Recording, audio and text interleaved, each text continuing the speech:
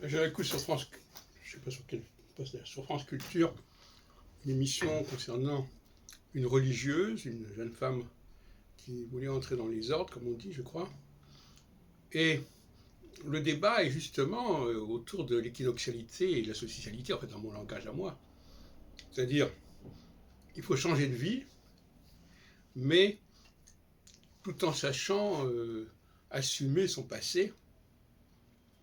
Mais on voit bien dans la discussion qu'il y a autour de ce roman, de cet auteur, cette autrice, on voit bien qu'on ne dispose pas encore en 2021 du bon paradigme.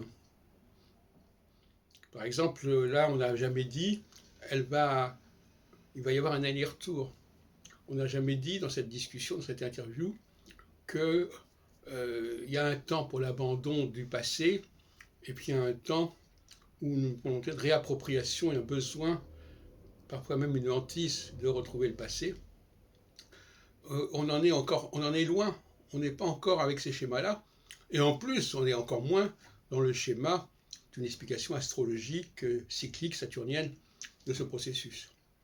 Donc on voit bien qu'il y a encore beaucoup à faire dans ce domaine et que les gens ne sont pas équipés des bons paramètres pour comprendre l'existence, tout simplement, les enjeux existentiels qui sont justement articulés sur cette question du temps. Comme dirait l'Ecclésiaste, il y a un temps pour chaque chose. Il y a un temps pour aller de l'avant, il y a un temps pour revenir en arrière. Et cette conscience de cette cyclicité, de cette récurrence, de cette réminiscence nécessaire et inévitable et incontournable, ce n'est pas encore complètement intégré mentalement dans les esprits. Force est de le constater. Et donc quand j'écoute cette conversation, quelqu'un qui va entrer dans les ordres et donc qui va changer de vie, oui, il va changer de vie, mais il va changer de vie pendant 7 ans. Cette période devrait être intégrée.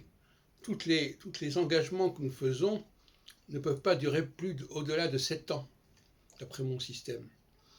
Et donc, bon, voilà, on fait des vœux pour 7 ans. Et puis on peut aussi dire que non, c'est tout, on fait des vœux pour 7 ans. On sait qu'après, on va revenir en arrière, on va retrouver d'autres repères. Et puis au bout de 7 ans encore, on va être tenté par de nouvelles aventures. Le mot avenir vient du mot aventure, c'est-à-dire ce qui va advenir par la suite. Comme on dit, tout est tout à l'avenant. Et de toute façon, aucune expérience existentielle ne peut durer plus de 7 ans.